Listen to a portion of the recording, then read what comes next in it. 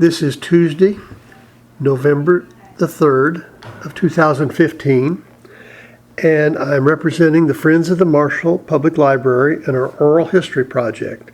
And today I have Sue Snedeker with me here in the library. She's a long-term resident of Marshall, and I think probably has a lot of memories of both her childhood in the country and also her living in town and what she's done since. So with that, I'll introduce you to Sue. Well, my full name is Margaret Sue Amaker Snedeker, and I was born June the 3rd in 1944 at the home of my grandparents, Otto and Bertha Amaker. About 5:30 in the morning, I believe, if I recall, and Mom and Dad had taken my older sister up to drop them off at Grandma's while they took me onto the hospital, and I decided I was in a hurry and I didn't want to go to the hospital, so I was born in Grandma's bed. And I've lived my entire life in Clark County, even all my life in Marshall Township. My parents were Chris and Nora Ohm Amaker. They were farmers, and I have one sister, Kay. And the unusual part probably is her name and my name are both Snedeker now. I met my husband, Kenny, at my sister's wedding when she and her husband, Ted, got married. And our husbands are biologically cousins, but they were raised as brothers. So Sis and I both have the Snedeker name. My husband, Kenny, and I have raised 4 children. Our 2 oldest sons, Van and Gary, are deceased. Our daughter, Flossie, lives here in Marshall, and son, Kevin, and his wife, Nan, live across the field from us down in the country. We've got 9 grandchildren, 6 girls and 3 boys, and our one grandson, Jai, is deceased. We have 9 great-grandchildren and are expecting number 10 in December. When Sis and I were growing up, we were fortunate to have 2 sets of grandparents. My dad's mom and dad, Bertha and Otto Amaker, and my mother's parents, Ernest and Cora Ohm. And we had 2 great-grandmothers. On my mom's side, we had Grandma Rosa Kyle and Elizabeth Ohm. So I said they were both great-grandmothers, and great-grandma Kyle helped raise my mother a little bit when she was a baby. So Grandma became semi-blind in her 80s, and she took turns staying with her children. And my mother was classified as a child because she had helped raise her, so she took her turn staying with us also. So we had the privilege of being around great-grandma quite a bit.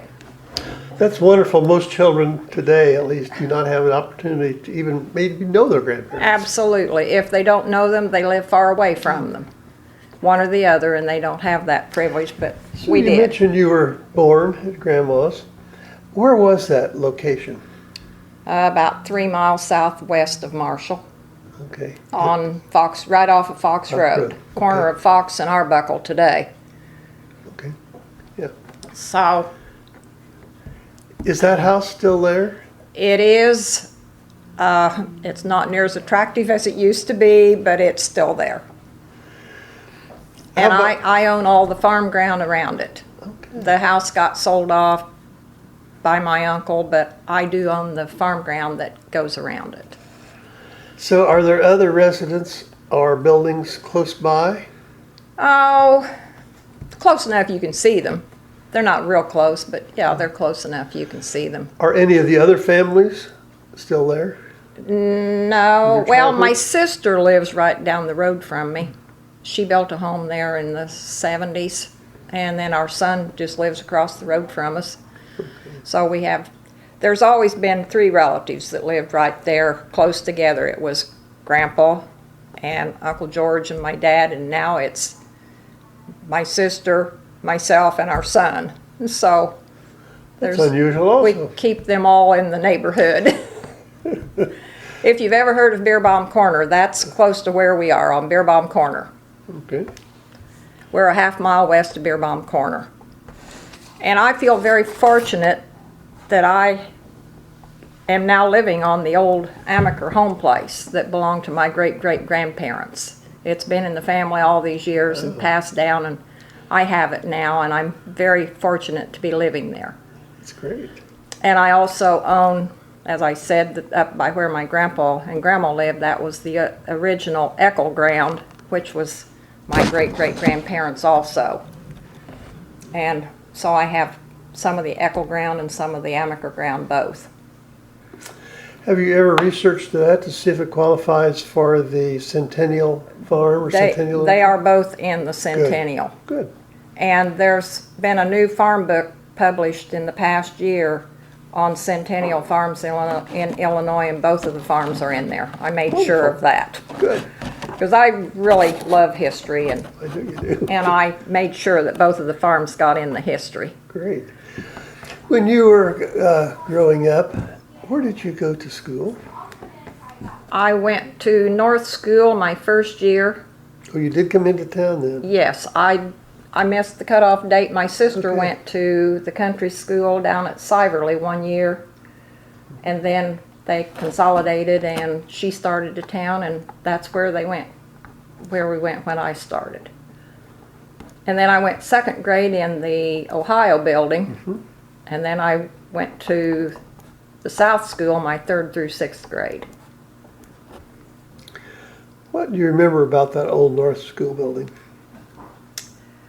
I remember, the most I remember was on recess, we went outside, us girls, and there were huge maple trees, and a lot of them had rot in them, and the brown rot like that came out, we played like that was brown sugar. And we built houses in the leaves. We arranged rooms, and we raked the leaves up and made rooms and played house, and that brown sugar we cooked with. And we had a lot of fun out there in the leaves. There was not a lot of playground equipment when I No, went there we either. jumped rope a lot, and we played jacks a lot.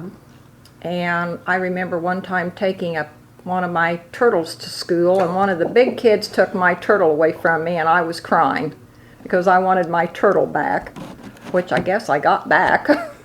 Don't remember that part. I just remember crying because the big boy took my turtle away from me. Do you remember anything in particular about the interior, inside of the school? The one thing that stands out was the year we had, that was the only year I was there, we went upstairs, way up in the attic, I guess you would call it, to have our school picture taken.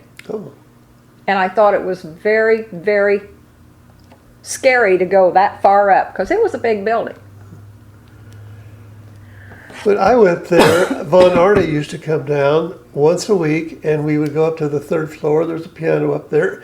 We had a music lesson. I don't remember music. Sang. So you went quite a bit after I did. Yeah, I don't remember music. I'm sure we had it, but I don't recall. But I think Having shortly music. after that, and probably after you, that was off limits, and there was a very narrow stairway to get up there.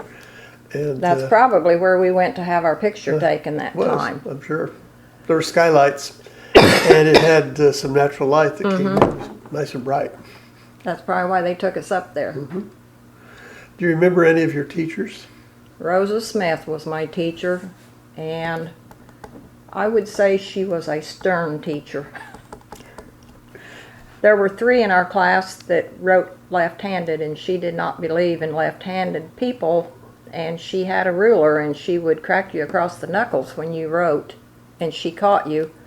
And I was a little bit ambidextrous enough that she broke me of writing left-handed. The other 2 kids still write left-handed today. I was wondering if you'd converted. But I cannot read my writing today, and I think it's a lot because I don't write with the hand I should have. Okay. Have you ever thought of going back? A lot of things I still do left-handed. I don't write left-handed, but I do, and our youngest son is left-handed, so I think he got that from mother.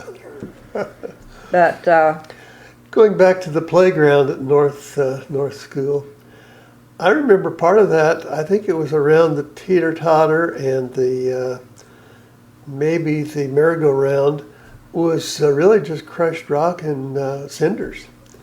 And if you fell down, you had a skinned knee. pretty I just quickly. remember the dirt. I don't even That's right. remember cinders or rock. It was just more or less dirt. And I don't really remember playing on them that much. We girls were always jumping rope or playing hopscotch or jacks. It seems like that's what I remember the most. I don't really recall the playground equipment that much. So you did ride the bus then, I guess, in the Yes. school.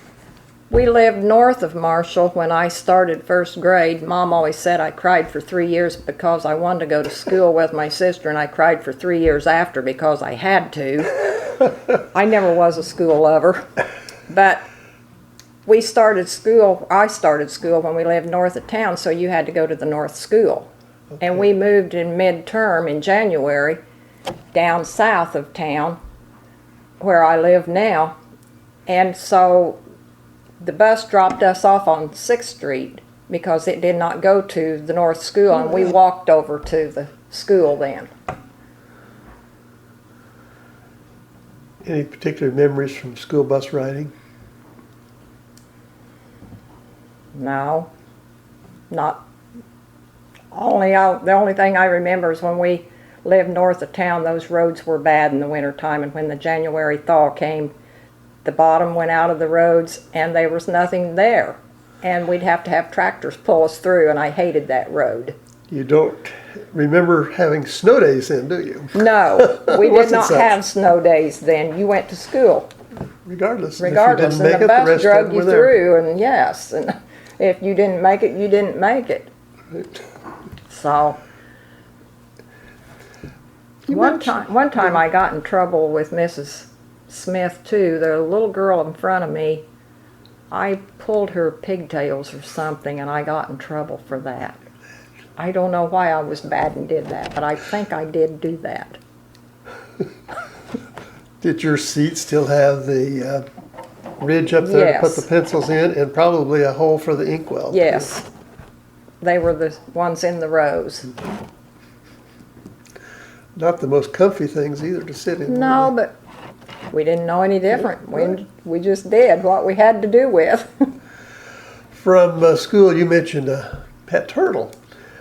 Did you have another pet at home too, or was that your prime pet?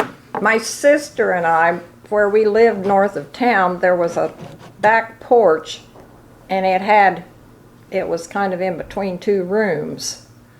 So there was only one outside edge to it, and my dad put a board across that, and Kay and I would go out in the woods and catch box turtles, and we'd tape numbers on the back of them, and we'd have turtle races. We'd set our turtles at the end of the porch and watch to see which one got to the other end. And I guess that was why one of them I took to school and was upset because I didn't get it back. I think I did get it back. But we always had dogs and we always had cats, but they were just barn cats. They weren't really pets. And we had a goat at one time, but the goat got in trouble. He got to climbing on the car. He'd climb up on the car and slide down the other side, and my dad took the gun and went out and shot in the air to scare him, and he had a heart attack, I guess, because Dad did not shoot him, but the goat died, and my sister bawled her head off. She thought it was terrible. What was the goat's name? Do you remember? I don't remember. I'm sure you the had goat. a name. Probably did, but I just remember he got in trouble for climbing up on Dad's car. Oh dear. So, do you have a pet today? Oh yes, I have my favorite dog. I've always had my favorite dog. I couldn't tell you how many favorite dogs I've had. But we have 2 dogs and 2 cats and 15 chickens. And I had to sell my donkeys. They got old and feeble, and I got old and feeble, so I sold them. So I don't have those anymore. When you were growing up, either in town or in country, did you have some chores and things that you had to do around home? Oh yes, always. Helped milk the cows. That was one of my chores before I went to school, was to milk the cow. Old Jers was my cow that I always milked. She was a Jersey, of course, is why I called her Old Jers. And I helped gather the eggs and worked in the garden, and you always had chores you had to do. Was there a favorite thing that you had, and maybe one that you didn't like? My favorite was as long as I was outside. I loved to be outside, and I still do. when we got older, of course, we helped with the farm chores too, like baling hay. And we baled hay right along with the guys. I know one thing I remember, I only remember 1 year, and then Dad got a corn picker, but we shucked corn by hand with the bang board on the back of on the side of the wagon, and it was January and cold, and my hands froze to death trying to shuck that corn. The bushels per acre was not very high then either, was it? No, not at all. With the, going back to your grandfather, and I may be wrong on this story, but didn't he help lay the brick in the National Road? That may have been, but I don't remember ever hearing that. Okay. There were a lot of things my family never talked about. I don't know. I do know that, see, I got this right, my great-grandfather, Amaker, was the one that came here and settled. That was Chris and Margaret. By the way, I'm named after her. My great-great-grandmother and also my great-aunt were both named Margaret, so that's where I got my Margaret. Proud of that name. But he was cutting timber. They had built the granary, and they were building the barn, and I'm not sure where they were living. Maybe in the little log cabin. They must have maybe already built the little log cabin, and they had built the granary, and they were building the barn, and a tree fell on him and killed him. And my great-grandfather was only like 15 at the time. Well, And he stayed and helped his mom get things going, you know. I mean, the neighbors came in and helped too and get the barn up, and I remember them talking about that, but that's really about all I ever heard them talk about. okay. And got to think here, my great-great-grandfather on the Eccles side had a blacksmith shop up on Fox Road, and that's how they got part of their farm ground. There was a family wanting to go west, and they needed a wagon built, so he built a Conestoga wagon for them in exchange for that farm ground. Wow. And I do have part of that ground yet today. That's what I was getting ready to ask. If I that do was have part of that Wonderful. ground yet today. Well, that's kind of the memories, and again, the purpose of the oral histories, to Yeah. find out some of those things that took place back there. But that's how they bartered back then. They didn't have a lot of money, and they bartered more back then than we do today, and we should be doing now. And you mentioned something about neighbors and all helping with an accident. Do you think that's something that has really changed? That you have a neighbor, but it's not the neighborly Right. feeling that you used to have? I have gone to the genealogical library and looked up in old newspapers about some of my family, and how it would tell how they went and visited with their neighbors on Sunday afternoon, and it's changed a lot from that. And even when I was growing up, you know, it's changed. Yes, you're right. They're there, but they're not there. Well, I remember growing up as a youngster, we always had a visit with Grandma and Grandpa on the weekend, usually on a Sunday, and many times had a meal with them. Mm-hmm. And you spent the day, or we would go visiting with one of my other relatives. I don't think that takes place hardly at all anymore. I don't think so either. My folks had several, there were not several, but they had some families of friends, and they would come and spend Sunday, and we'd all eat together, or we'd go to their house and we'd all eat and spend the afternoon playing. And Do you remember reading some of the social pages of the Clark County Democrat or the yes, Marshall Herald? yes, I could tell you a little story about that. Okay, good. Kathleen Bennett used to do that in the Democrat. She'd call and get information, and one time when our youngest son was just small, I was out doing chores, and he came out and he told me that she was on the phone, and I said something to the effect that she was just wanting gossip, and he went back and told her that. And I was so embarrassed. Kids tell the truth. But they tell what they hear. Uh-huh. But I used to enjoy reading those columns, and I've thought there's no need for those columns today because people don't do that. Yeah, they don't do that. They don't communicate. They watch TV, or they on the computer, or they're gone Or cell phone. in their vehicles or something. But I remember they used to have reports of so-and-so visited Mrs. So-and-so, and someone went to Terre Haute with so-and-so. And it was, by today's standards, it looked kind of silly, but that was their means of communicating what people were doing. Absolutely. That's exactly how they communicated, was through the newspaper. And if they were fortunate enough by phone, I didn't have a telephone at our house till I was 16 years old. And my grandkids can't believe that. I mean, they have a cell phone glued to their ear today. All the time. And they can't understand that we had an outhouse, heaven forbid, Yeah, how did you survive? and we had no telephone. I can remember no electricity. We only had the cook stove to cook by and the heating stove in the living room to keep heat. And that Dad cut the wood for both of those stoves, and we carried it in. And it got a little warm in August too, didn't it? Yes, in the July. kitchen it got real warm when you had to bake, and my mom could bake perfect on that stove. She made the best homemade bread. That's the first thing she taught me to cook, was to make sweet rolls. And I've never been able to make them like Mother did. They don't taste like Mom's did. They were delicious, what she made. Keep trying though, right? I keep trying, but it just doesn't work like that.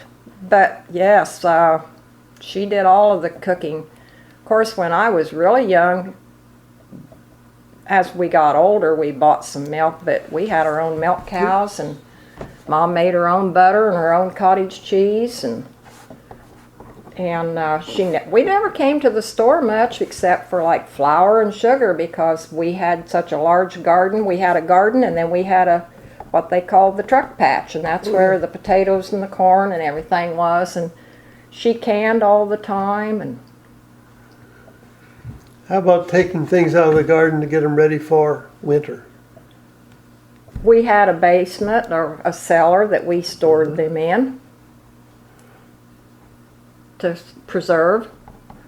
And I can remember when we butchered, my mom, and most people said they don't ever remember this, but my mom and Grandma Amaker would work together, and they would fry up huge batches of sausage patties, and then they'd put them in jars and pour the grease over them and can the sausage patties. And Mom would fix big roast, and then she'd tear the meat up and put it in jars and put broth on it and cook that, or can it. So then in the winter we'd have beef and noodles, and we'd have fresh sausage for breakfast. And people today said, you can't can meat, probably. I know, they said you couldn't, how could you eat that if she poured grease over that sausage? Well, it was delicious.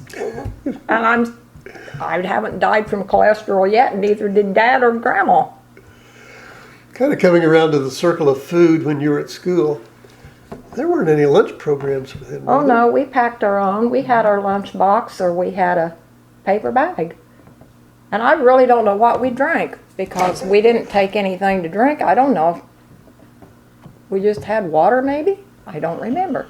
Later on, we had the milk program, but when we first started, I don't remember having the milk program, because I thought it was a treat to get the chocolate milk when we went to chocolate, school. When I went to the Northside School, the only drinking fountain that I recall was in the basement. I remember the drinking fountain, since you mentioned that. And that's probably what we did. We drank our water with our lunch, because I don't remember. Do you remember what Mom fixed for you for lunch? Well, yes. Of all things, bologna sandwiches. And they wouldn't let you do that today from nothing, but we didn't die from that either. But peanut butter and jelly sandwiches and bologna, and usually an apple. Cookies. Mom always had homemade cookies she sent. That was about it. We didn't have potato chips, I know that. Don't remember any potato chips. Do you remember, and it may have been, what year did you go to the North Side? I started in 1950. Okay. the stamp program would have been finished then. There Yeah, was a I don't remember that. savings program that was war. Right, effort when I no. went. The thing with the interaction of students and all, then you went from Ohio, you said, to South School. That was a beautiful old building too. Yes, it was. But I liked the North School better. I don't know why. I thought it was a neater building than the South School, but maybe because that's just because where I started. In second grade, I had Mrs. Cork for my teacher, Mrs. Venus Cork. She was my first grade teacher also. And then, well, that was my second grade. And then in third grade, I had Mrs. Buckner, maybe. Did I? I think. Fourth grade, I know, was Laverne Adams, and I loved her. She was my favorite all-time grade school teacher. And fifth grade, I had Murdy Melton, and in sixth grade, I had Hannah Arbuckle. Hannah was stern, too.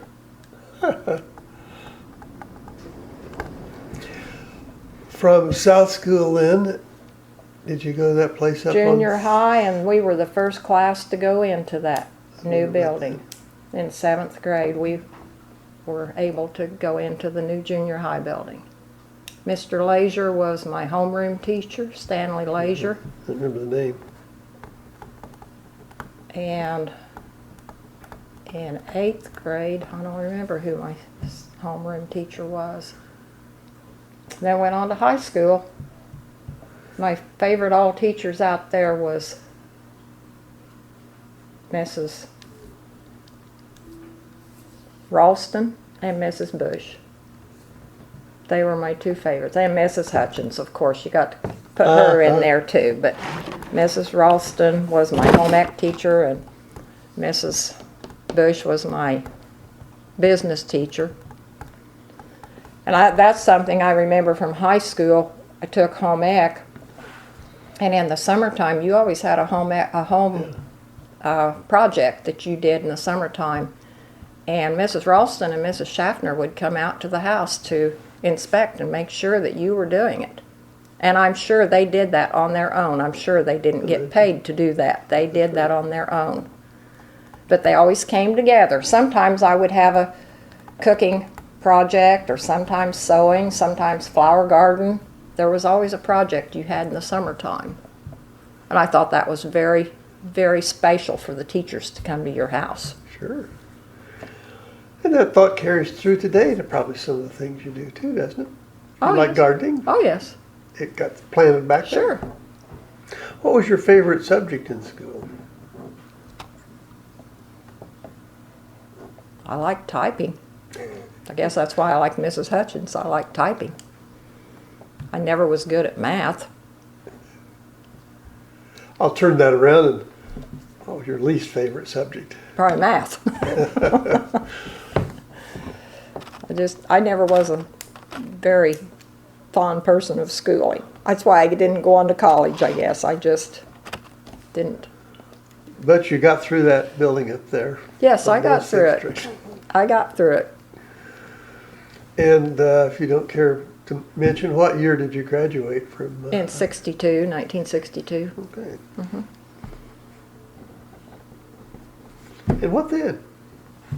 I went to work when I was a senior in high school. I went to work at the Clark County Title Company on the school program and worked for Howard Young. Okay. And then after I graduated from high school, I went to work at Velsicol, and I worked at Velsicol for 2 years in the office. We just had our Velsicol reunion Well, that's right. a few weeks ago, and it's just surprising how few of the people that I worked with are left. They're just about all gone. And then I went to work at General Telephone Company down here on the corner of 6th and Pine as a switchboard operator, and that's where I was working when I got married.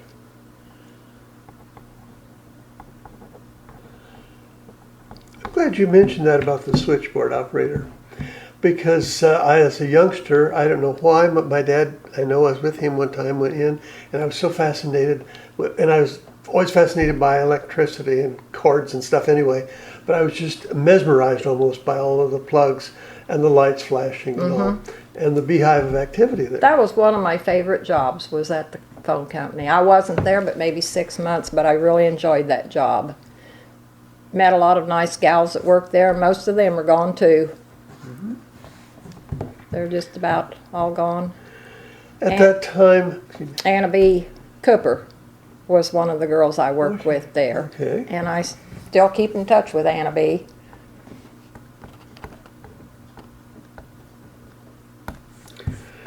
she was in my wife's class, I believe. Okay. What was that still at a period of time that people did not have, at least in the country, did not have a number? It was still longs and shorts and things of that nature for getting them on the line, or had they converted to they numbers? still had they had numbers then, and what we were doing was the long distance part. Was when people made long distance calls, they had to go through the switchboard to do that. Okay. What about emergencies? Was that still a place where people would call if there was a fire? Or, I mean, they didn't call 911, obviously. But if there was an emergency, did they just call the operator? You know, I don't remember, Damien, about that. Maybe they did. I They kinda surely thought they did. did. They would have had to. Because that would have been the central point to... You know, I'm thinking now that you said that, there was one girl that's all she did was take the emergency calls, if I remember. If it came in. Because you just dialed the operator at that time, and I think there was maybe one girl that just took those emergency calls. I don't know if that would have been possible. I'm not sure. That made sense, I guess. How did you get, was it strictly memory and training to get used to where the plugs were and how to efficiently handle a call? Damien, you're talking over 50 years. I don't know. I don't recall. I just know I enjoyed doing it, but I don't remember the training we took to do it. Because to me, with all those little lights and plugs along there, there had to be some method of repetition of understanding and knowing where to See, plug when that I in. worked at Velsicol, though, I worked on the switchboard out there part-time, too. That was part of my job out there. And it was the type where you had the little levers that went up and down. Okay. And maybe I kind of caught on some of that to carry with me. I don't know. And I'm sure you never plugged someone into the wrong number, did you? Well, I would not hope I didn't. I don't know. I probably did, but I would hope I didn't, but we may have. I'm sure we did at times. Do you know what year they phased out the switchboard? No, I don't. I've thought about that, and I wonder when they did do that, but Anna B could probably tell me, but I don't know for sure. Yeah, You should know. interview Anna B. She would be good. I'll mention that name. You said you got married, I believe, while you were there. Mm-hmm. How did you happen to meet that young man? At my sister's wedding. Okay. He was the best man, and I got the best man. And my brother-in-law doesn't like for me to say that. But that's where we met, was at Kay and Ted's wedding. Did you know each other from school? No, not at all. Not at Never all. saw him in my life till the night of rehearsal. No, So what year were you married then? 64. 64. Okay.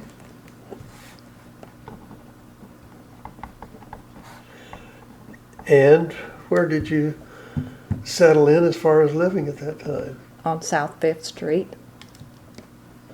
708 South 5th. And then we moved to 315 South 5th while we built our new home. And then we lived on Route 3 northwest of town in our home for 25 years. Huh. And then we sold it and moved to town and lived up in Grandma Tarbell's house for 1 year before we bought the Friedenberger house west of town, and we lived there 8 years out at Helen Jane and Glenn's Oh, yeah. on the curve. That one, yeah. And then my dad passed away in 99, and in 201 we moved down on the home place. We've been there ever since. So you've kind of made a loop. I Country, have. town, and back to country. Prefer country. What are some of your earlier memories of Marshall? I can remember going to the Strand Theater one time, and that was to see a Ma and Pa Kettle movie. That's the only time I ever remember going there. We did most of our shopping at grocery shopping at Ralph and Selma George's because it was on the way in town, and that's where we did most of our grocery shopping. Later on, we shopped at Kroger here on Main Street, which later, yes, where we are now, the little library, right. And our family always went to Mars Funeral Home when we had a death. That's where we always went, was to Benny's. And I always said when I died, I was going to go to Benny. And one day I got this light bulb came on, and I thought, I hope I don't go before Benny does, because Benny's older than I am, and Benny's long gone, and I'm still here. And the funeral home's long gone too. So, as other businesses, I don't really, as I said, we were pretty self-sufficient out there on the farm. We didn't need a whole lot of things, so we didn't come to town a lot. Had bread, milk, butter, and what else? Eggs, you had all you needed. That's all the fruits and vegetables we needed. And At the George's grocery store down there, what is there anything in particular you remember about always buying there? You were anxious to visit some. Did you have a candy jar? I don't remember it. Okay. I don't remember it if they did. Because usually kids and candy kind of go together. But I don't remember that. In second grade, when we were at the Ohio school, sometimes Mom would give me a little bit of money, and believe me, it was a little. And some of us kids would walk over to the Croc grocery there next to the lumber yard, and we'd get the little penny candy. But I had someone else mention that. That's my only thought of candy, is going over there. I remember the Dunkel nursing home there. Yeah. I guess it wasn't really called nursing home, it was just a home, but it was Miss Dunkel ran it. Dunkel Home, I think. It was the Dunkel home, and then it was the grocery, and then the lumber yard. I loved the lumber yard. I used to go there with Dad. Old Mr. Clapp and Mr. Gahabe. Oh, yeah. I remember them well. See, Ernie Gahabe was my wife's Yes, uncle. to be related, sure. Well, see, the Gahabes are related to me. You may not realize that, Damien, but my Grandma Amaker's sister, Gertrude, married Frank Gahabe. And she's buried down here in the Catholic cemetery. Where Frank is, I don't know. 'Cause he remarried and had several children. And he may be buried up in Indiana with not his sure. second wife. And her sister would probably know. She's been digging and digging and digging into genealogy. The only and family one history. left of that family is Paul up at Paris, Paul Gahabe up He at just Paris. passed away. Did he? I think just a couple months ago. I have wondered. I have not called him, and I've wondered about Paul. He was a sweet man. What do you remember about Charlie Clapp? I just thought he was a neat old man. I don't really remember that much Okay. about him. Just remember them being always being in there. You always went in that west door of the lumber yard, and they were always in there. Pot-bellied stove and bins and nails. Yes, that's what I remember. In your living in the country and all, what about transportation? Did you still have any horses when No. you were growing up, or did you strictly No, cars? We were and strictly tractors? cars and trucks and tractors. Okay. They might have been old, but that's what they were. Did your dad have a particular favorite kind of car? Buick and Packard. He loved the old Packards. Buicks and Packards were his favorite. Those were gorgeous. And my grandpa loved Studebakers. And my grandpa Ohm, of course, was a Chrysler fan because Uncle Ralph was in the business, so he always drove Chryslers. Or Do you remember how many car dealerships there were about that time in Marshall? I think we had 5. might have been. I don't remember. There was a Hudson dealership on the west. Yes, there was the Hudson. And Percy Stanfield had the Studebaker. There was a Ford. And then there was the Chrysler dealership. And then the Buick Chevrolet. Okay. So- I didn't come to town enough to really keep track of those. My dad I don't remember Dad ever having a new car. They were always used, so we didn't go to the dealers much, I guess. I don't know where he bought his cars. Do you remember making an expedition to a town called Terre Haute at all? A few times. We didn't go a lot. The 2 times a year that I remember going, we usually went to get new clothes for school, and we usually went to get an Easter outfit. How about Christmas shopping? Maybe there? We went, I remember all of the animated figures in the windows downtown in Terre Haute always intrigued me at Christmas time. I don't remember the shopping, I just remember seeing all of those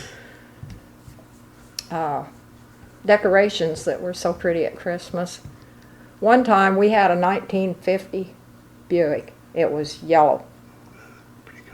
And we were coming home from Terre Haute on Old 40, of course, and out there east of Livingston, down over the hill, it was Mother and Kay and I, and we blew a tire. And Mom pulled off there at this road on the north side, and this car came by, and it was Harry Baker. Big man. I was a little girl. And Mom was trying to change the tire on that car. Oh, dear. And it was on the side where the traffic was, of course. And Harry told her, he said, "Now, Nora," he said, "I'm going to pick this car up." And he said, "You slide that wheel off and get this other one on." And he walked behind that car and backed up to it and took both hands. And he picked that car up enough that my mom could get that wheel off and get the other one on. I don't think I'd ever seen a man with that big of hands or that strong. But I always remembered that. So your mother actually changed the tire? Well, she took we had the spare and she had it out. Excuse me. And he picked the car up and she wheeled it off, pulled it off and pushed it back on, and then he let it down and he helped put it back on. Because he was your guardian angel. He was our guardian angel that day. He was a big man, and I still remember those big hands, how big they were. So in your transition from working to a married family, and you lived in several different places, and did you quit working then at that time? Oh no, I've worked ever since I was in high school. I've worked at Tasty Freeze. I've worked at Dairy Queen, Supermet. Okay. Worked for KZ Radio. Worked for Paris Radio. Okay. As a local news reporter for both of those stations. Worked for King's Catering. There was a year, maybe 2 years, I would go to work at Supermet at 7 in the morning. I worked till 11 in the office. I would get off, go to Dairy Queen and work from 11 to 2 and get off and go to work at King's Catering, and we might get home at 1 in the morning and get up the next day and do it all over again. And I wonder why I'm tired and worn out after working 3 jobs in one day, several days at a time. But I was young. Quite a contrast to what most young families do today. Yes. I tried to do most of my jobs while the kids were in school. Like I worked at the school cafeteria different times, so kids were in school and I could work there. Oh, I don't know. I've done a lot of odd jobs. I used to tell people that some people worked the same job all their life and they changed husbands. I was the opposite. I kept the same husband. I worked a lot of jobs for my variety in life. Well, going to your husband then, what all has he been doing? Well, he worked for 42 years at Quality Lime, retired from there after 42 years. He was in the Army for 3 years, and then he came home and went to work at Quality Lime and worked there 42 years. He and I rode a lot of motorcycles in our lifetime. We've both retired from it now. It's not safe with people out there on the road on their cell phones and what have you, but between the two of us, he had his and I had mine, and we rode over 100 years between the two of us, and we figure if we rode over 100 years without any scrapes, it was time to hang it up. You're fortunate. We would not heal well today. Oh, the insurance company, do they kind of frown on that too? No, really, there's good Nope. insurance out there just for motorcycle riders, and if you're a good rider, you get it's okay. But I worked for the Census Bureau in 1979 as a pre-lister, and I rode probably a good fourth of Clark County on that motorcycle doing pre-listing. Well, you're right. I think it was a little safer on the road then than it is And now. it was definitely a lot safer then. I wouldn't even go to some of the houses today in a car that I went to on a motorcycle back in that year, because things have just changed too much with the drugs. And there was a couple times I was even scared then. There was one house I went to that didn't have a front porch. It had a bale of straw that you stepped up on to knock on the door.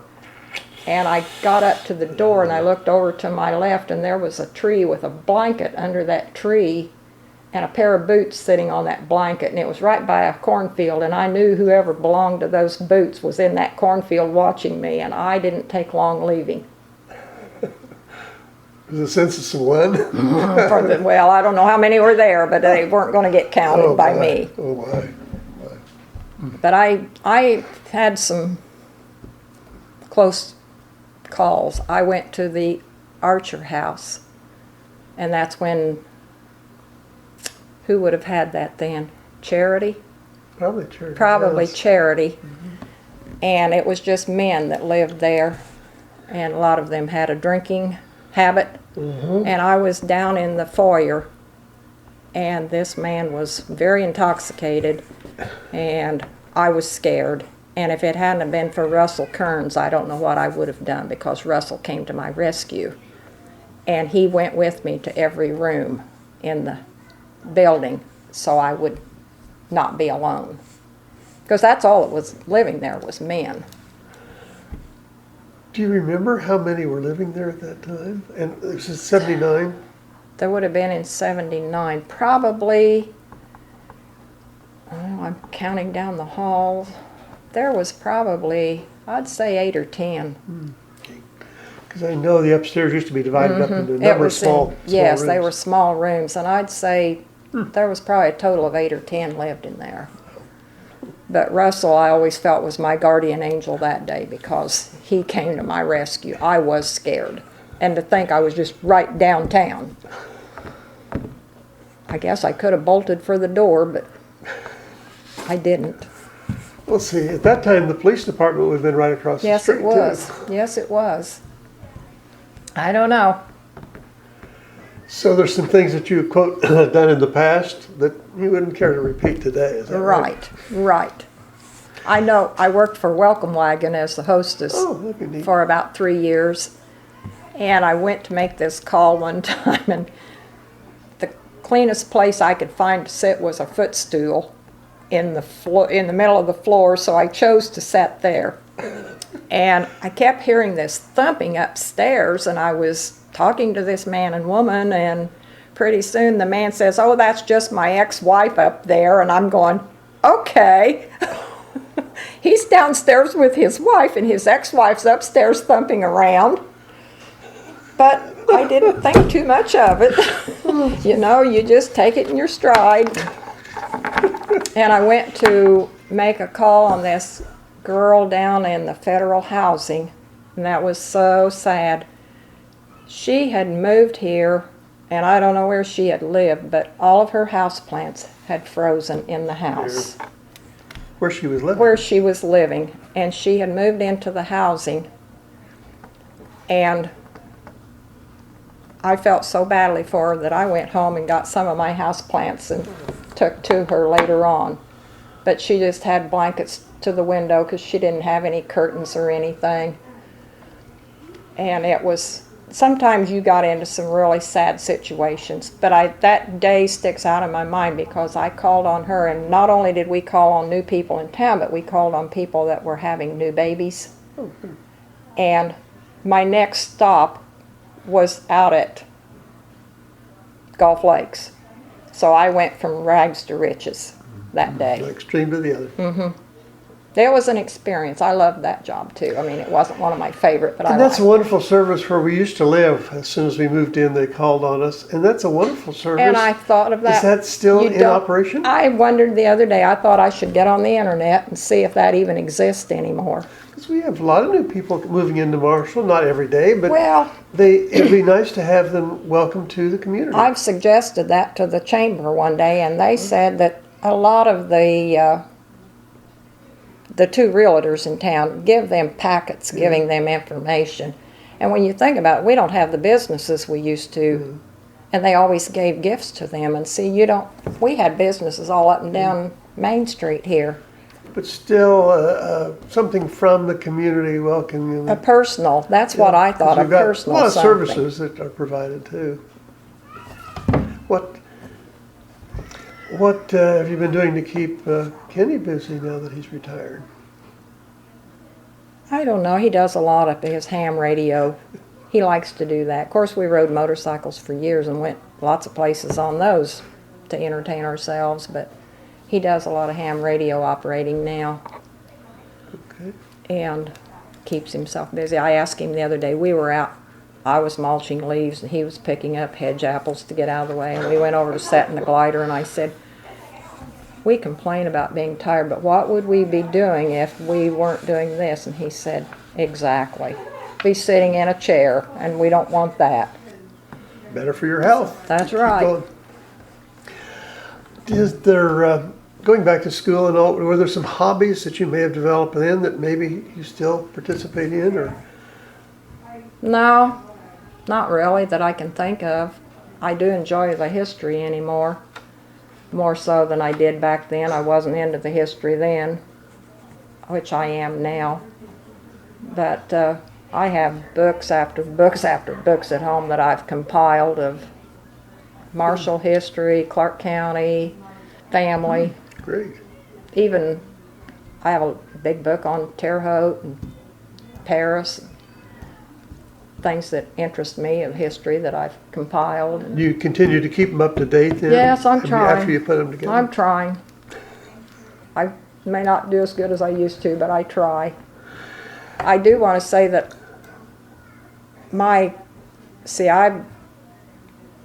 Kenny and I were charter members of the Heritage Trail A-Bait chapter, Oh, yeah. and we still belong, but we're not really active since we don't ride anymore. And I joined DAR in 1971 because I think it's 4 greats back, my great-great-great-great-grandfather James Ingram fought in the Revolutionary War. So I have that linked to history, and then my great-great-grandpa Jasper Henderson fought in the Civil War. And there used to be a picture of him in his uniform that hung on my great-uncle Alan's living room wall, and no one in the family knows what happened to that. After Uncle Alan died, that picture disappeared, and Darn. none of us know. We never did find out what happened to that picture. But he was in the Civil War, and he's buried down at the Dean Cemetery. And what cemetery? The Dean, down off Zion Road, Okay. down by where Polly Dean used to live. But the last time, well, not the last time, but several years ago, the groundhogs got in there and just uprooted everything, and the stone has fallen over, and I've been trying to figure out how to get that cemetery back up in shape. It needs some attention. About 45 years ago, I went down there and cut all the brush out of it and cleaned it up, but that didn't last. You got to stay at it. And I didn't. I got busy with other things. So we've all got so many modern conveniences around us here, at home, every place. Is there something that you say, I just could not live without that modern convenience? I know what I can't live with, and this social media. This just wears me out, the way people do not communicate. They come for a family dinner and they're all on the cell phones pecking. You go to the doctor's office and you used to sit and talk to the people in the waiting room. Now they're pecking. They don't even look at you. They don't make eye contact with you. And people are getting in trouble with that Facebook too.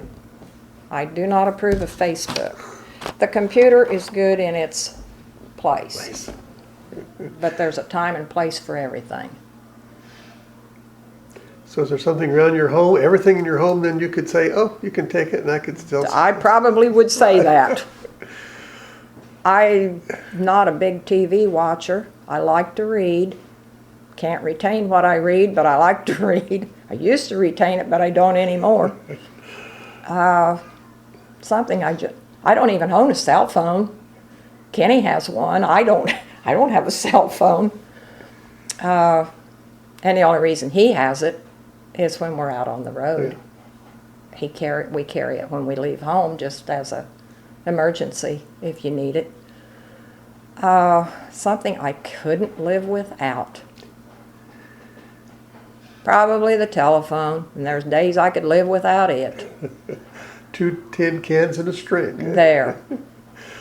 But most of these modern conveniences, I still mash my potatoes with a potato masher instead of an electric mixer. And they taste mighty good. And they taste better that way. I don't know. Sue, is there some historical event or something that's taken place in the world that's really made an impact on your thinking? I don't know about the world, but the country, Our country is in a mess. We should never be in this financial crisis we're in, and neither should our state. You and I both know, Damien, that you can't just keep spending money that you don't have and continue. It just doesn't work. It doesn't seem to get better. It doesn't get better. And you think you're electing someone that might, but it just doesn't get better. It just keeps going downhill. Well, Sue, it's been a delight visiting with you. And I think you finally found out that, well, you have a lot more in that past history and some things that you like to talk about than what you thought. I have one last question that I usually ask everyone. If you're visiting somewhere way off in some other part of the country or another country or wherever it might be, and you said, I'm from Marshall, Illinois, and they said to you, where is that? What's that all about? What would you tell them about Marshall? Well, I would tell them it's a quaint little town, mid-state Illinois on the east side, and little small town living can't be beat. Well said. And I might add that I do have several buildings at my house that are full of history. A lot of it's family, and I feel it's a tribute to my parents and grandparents and my ancestors, and a privilege that I have been able to inherit so many articles from my past. Are those items that you plan to continue to pass down to the family? I haven't decided what I'm going to do with them. I have all these buildings and they're on display, and I can go out there and enjoy them instead of them being boxed up in a closet or somewhere. Out where you can see them, certainly. Yes.